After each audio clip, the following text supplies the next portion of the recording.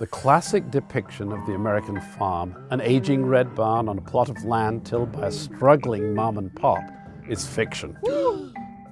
It's time for Congress to rethink farm subsidies. For decades, farm interest groups on Capitol Hill have argued that farmers are struggling and need substantial government assistance. The first pro-subsidy argument is that farmers are facing a financial crisis.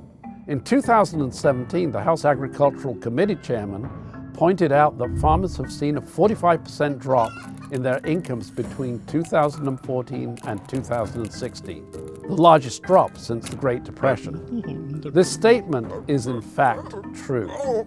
However, farm income may not be the correct measure to use. Farm income measures the value produced by a farm in a given year, regardless of whether the products are sold or not.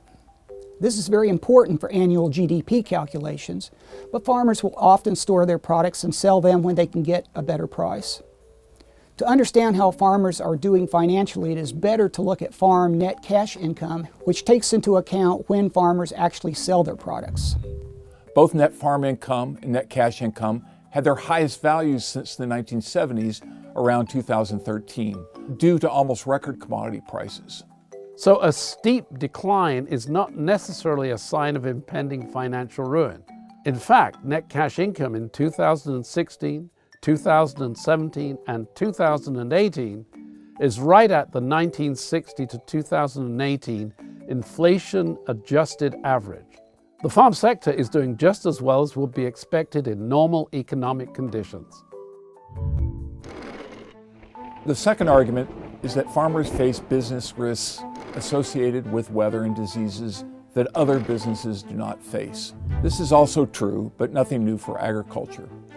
Moreover, subsidy programs that farmers want, like crop insurance, incentivize farmers to take on more risk by not diversifying their operations, only producing crops and planting those crops on lower quality land. From a business perspective, since the 1960s, farm assets have grown while farm debt has stayed relatively flat. Looking at the ratio of debt over assets, it is clear that the farm sector has become steadily less leveraged since its peak in the 1980s.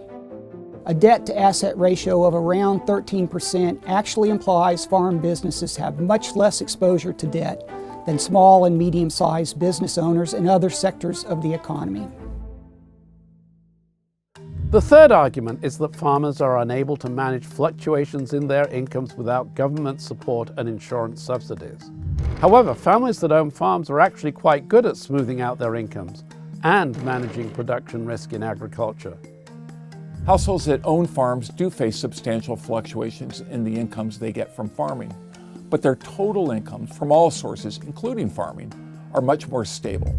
And in fact, the average year-to-year percentage change in their farm income is 8 times the change in the total incomes for those families. Most families that own farms get the vast majority of their income from other off-farm sources. Finally, it is very unlikely that farmers will fall into poverty. Since the mid-1990s, median farm household incomes have been above the median household income for the entire country. In 2018, median farm household incomes were around $15,000 higher than the typical U.S. household. Average farm household incomes have exceeded average U.S. household incomes by over 35% in recent years. In conclusion, it's hard to make the argument that farmers are desperately in need of help and facing a crisis.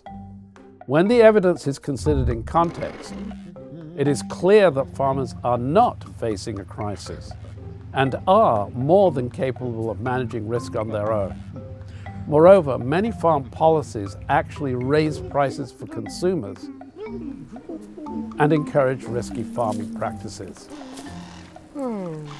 So instead of spending money on wasteful farm subsidies, Congress should direct money to programs that have a net social benefit and do no harm. To learn more about our take on agricultural policy, check out the link to our new book, Agricultural Policy in Disarray, in the description below. Also, let us know what other topics you would like AEI scholars to cover on reTHINK. and be sure to subscribe to more videos and research from AEI.